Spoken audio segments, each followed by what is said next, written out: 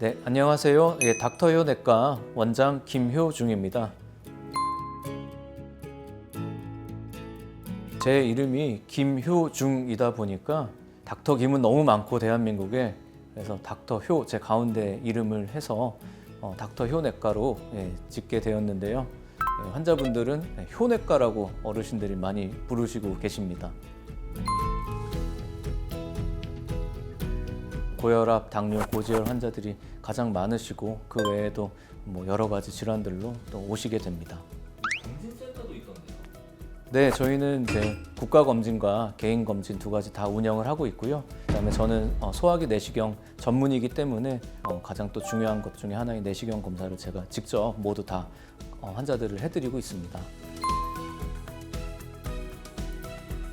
그 짧은 진료 시간에 모든 것들을 다 설명을 드릴 수가 없었던 것이 좀 아쉬웠고, 환자분들이 궁금해 하시는 것들을 그때그때 찾아보실 수 있게 정보를 드리는 것이 좋겠다 생각이 들었고, 영상으로 남겨서 전달을 하고자 유튜브를 시작을 하게 됐습니다. 환자분들이 가장 많이 물어보시는 질문들을 위주로, 그다음에 우선은 내과적 질환들에 대해서 궁금하신 것들 위주로 설명을 드리고요. 그 많은 정보들 중에서 걸러서 정말 환자분들에게 필요한 것들만 좀 알기 쉽게 간단하게 설명드리고자 하는 게 제 목표입니다. 아마 저희가 한 3개월 정도 하고 나면 그때 되면 또 원장님도 되게 편안해지시겠죠? 네, 지금 너무 어색한데 조금만 기다려 주시면 좋은 영상들이 많이 나올 것 같습니다. 네, 좋습니다. 첫 번째는 어떤 주제인가요? 네, 제가 첫 번째로 고른 주제는 너무 뻔하기도 하고 너무 우리 주위에 흔해서 우리가 또 쉽게 간과하고 넘어갈 수 있는 질환인 고혈압에 대해서 한번 말씀드려보고자 합니다. 우리 신체에는 심장이 있습니다. 심장은 우리 몸에서 이제 펌프 역할을 하게 되는데요. 심장이 혈액을 내보내기 위해서는 일정한 압력이 있어야 됩니다. 심장이 더 많이 뛰거나 혈관이 좁아지게 되면 피의 압력이 높아지는 고혈압이 발생을 합니다. 심장이 수축을 해서 혈액을 동맥 속으로 내보낼 때의 압력을 즉 심장이 뛸 때, 일할 때 혈압을 수축기 혈압이라고 합니다. 그 다음에 심장이 확장을 해서 원상태로 돌아오면서 보냈던 혈액을 다시 받아들일 때, 다시 말하면 심장이 쉬는 동안의 압력을 이완기 혈압이라고 합니다. 고혈압이 있으면 혈액이 동맥벽을 밀어내는 힘이 지속적으로 높아지고 이로 인해서 심장은 혈액을 펌프질하기 위해 더 많은 일을 해야 하게 됩니다. 이런 상태의 고혈압이 지속이 되면 심뇌혈관 질환 발생 및 사망 위험 증가, 그리고 또 다양한 합병증들이 발생을 하게 됩니다. 그래서 저희가 이제 혈압을 재게 되면은 수축기 혈압, 보통 앞에 숫자, 그 다음에 이완기 혈압, 뒤에 숫자를 말하게 되는데요. 정상은 수축기 120 미만, 이완기 혈압 80 미만으로 정의하게 됩니다. 수축기 혈압이 120에서 129, 이완기 혈압이 80 미만이라면 주의 단계 혈압에 해당합니다. 그리고 수축기 혈압이 130에서 139 또는 이완기 혈압이 80에서 89이면 우리가 고혈압 전 단계라고 부릅니다. 그리고 수축기 혈압이 140 이상, 이완기 혈압이 90 이상일 때 고혈압이라고 진단을 하게 되는데, 이는 또 두 단계로 분류가 됩니다. 수축기 혈압이 140에서 159 또는 이완기 혈압이 90에서 99에 해당하면 고혈압 1단계라고 하고요. 수축기 160 이상 또는 이완기 혈압이 100 이상이라면 고혈압 2단계라고 저희가 부릅니다. 만약에 혈압이 180에 120 이상인 경우에는 고혈압성 응급 상황에 해당하기 때문에 즉시 병원으로 가셔서 도움을 받으셔야 합니다. 근데 심장에서 내보내는 혈액량이 많아질수록, 그리고 또 혈관이 좁아질수록 혈압이 높아지는데요. 고혈압의 원인은 크게 두 가지 정도로 분류를 할 수 있겠습니다.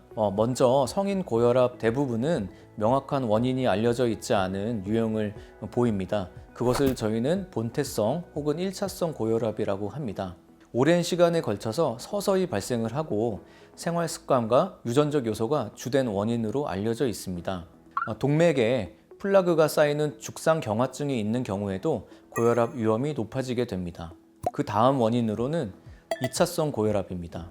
2차성 고혈압은 특정한 원인으로 인해서 높아지는 혈압을 말하는데요.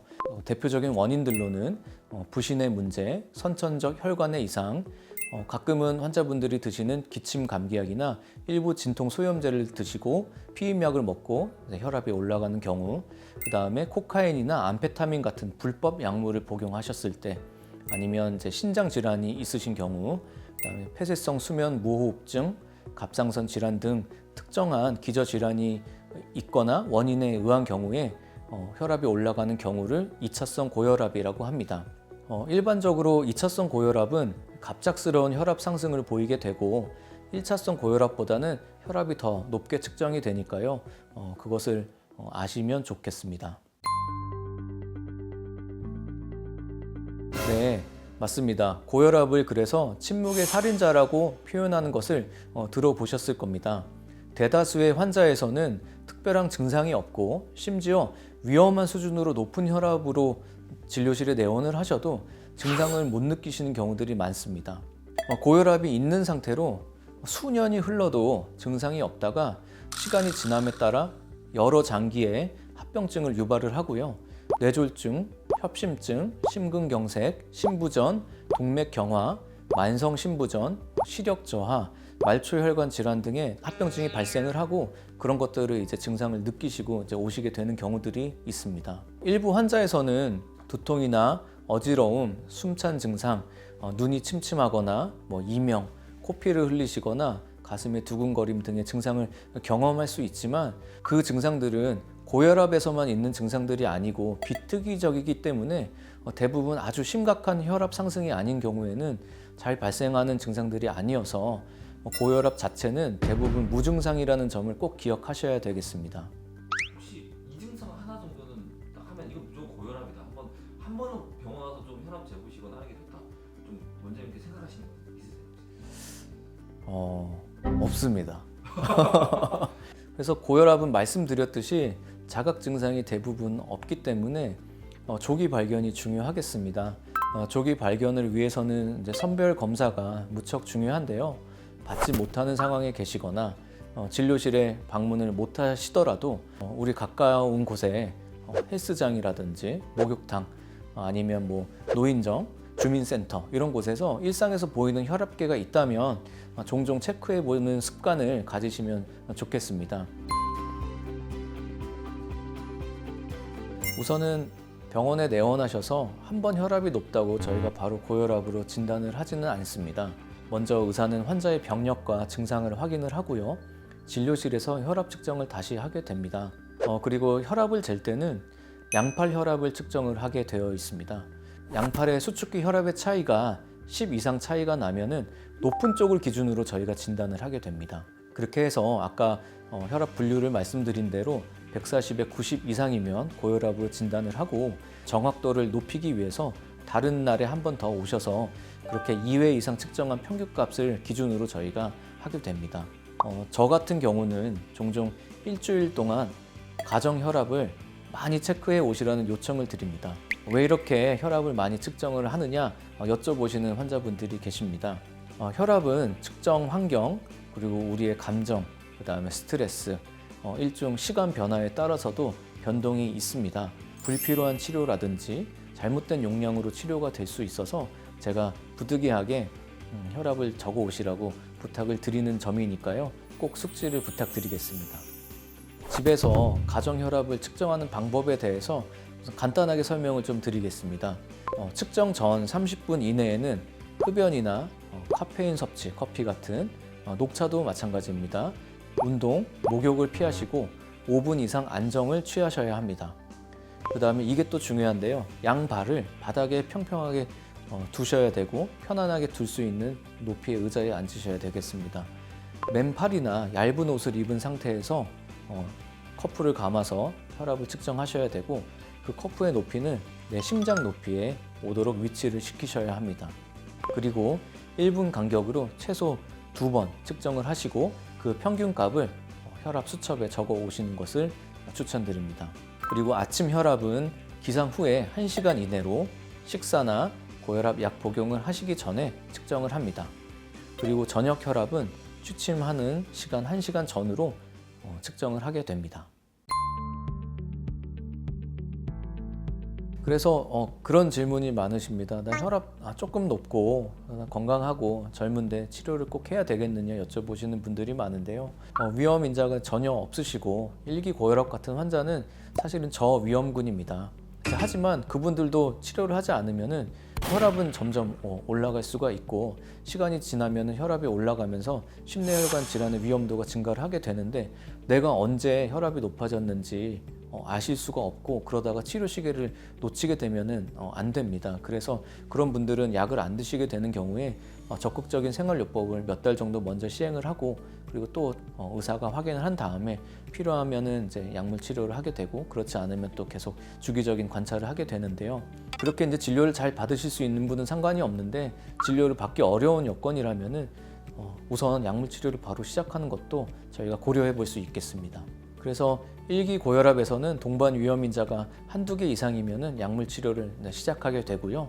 2기 고혈압에서는 모두 약물 치료를 시행하게 됩니다. 생활요법은 혈압을 확실히 떨어뜨릴 수 있는 방법 중에 하나입니다. 약물 치료 중인 환자분들은 약의 용량과 개수를 줄일 수 있고요. 고혈압 전 단계에 있는 환자들에게는 예방 효과가 있기 때문에 정말 중요합니다. 중요한 사항들을 몇 가지 소개를 드리면은 우선 짜게 먹지 않기, 하루 나트륨은 6g 이하로 소금 섭취를 제한하시고요. 체질량 지수인 BMI는 25까지 체중 감량을 하시고 흡연을 하시거나 음주를 하시는 분들은 금연 금주를 하시고 그다음에 꾸준한 운동을 통해서 혈압을 낮출 수 있습니다. 여러분께서 약물 치료를 시작을 하게 되시면은 크게 이제 몇 가지 혈압 종류 중에 한 가지를 복용을 하시게 되는데요. 혈관 확장제, 칼슘 채널 차단제, ARB 계열의 항고혈압제, 베타 차단제 등 약물들이 있는데 각 약마다 적응증이 각각 다르고요. 부작용도 각각 다릅니다. 그래서 환자분들의 상태에 따라서 맞는 약을 선택하게 되는데요. 아까 말씀드렸듯이 그래서 고혈압 진단되시고 저희가 하는 평가 검사에 따라서 그다음에 환자분들이 갖고 계시는 기저질환에 따라서 혈압약을 선택을 하게 됩니다. 그렇다면 중단하면 안 되겠죠? 네, 환자 이제 임의로 복용을 중단하시게 되면은 여러 가지 이제 문제가 있는데 그 중에 반동성 고혈압이 발생할 수 있다는 점을 주의하셔야 됩니다. 특히 또 그런 부작용을 또 발생시킬 수 있는 약들이 있으니까요. 그래서 주의가 좀 필요하겠고요. 그리고 또 말씀드렸듯이 임의로 복용을 했는데 혈압이 한없이 올라가는데 우리가 이제 알지 못하게 되면은 또 다른 합병증들이 생기고 또 심내혈관 질환의 위험도가 높아지니까 꼭 상담을 하시고 복용을 중단하시는 것을 권유를 드립니다. 네, 고혈압은 처음에 말씀드렸듯이 너무나 흔해서 그만큼 우리가 심각성을 간과하고 사는 질환입니다. 당장은 증상이 없고 별 문제가 보이지 않습니다. 하지만 고혈압도 질환입니다. 제대로 관리하지 않으면 다양한 합병증을 일으켜서 우리 건강에 심각한 악영향을 끼칠 수 있다는 점을 꼭 명심을 하셨으면 좋겠습니다. 그래서 정확한 진단과 정기적인 진료, 검진, 그리고 올바른 생활 습관으로 혈압 관리를 하셨으면 하는 바람입니다. 이번 시간에는 고혈압에 대해서 아주 기본적이고 전반적인 사항들에 대해서 제가 소개를 했습니다. 계속해서 환자분들께서 궁금해 하시는 점들을 그리고 또 꼭 필요하다고 생각하는 점들을 제가 유익한 영상으로 다시 또 인사를 드릴 테니까요. 구독, 좋아요, 알림 설정을 꼭 해주시기 바랍니다. 감사합니다.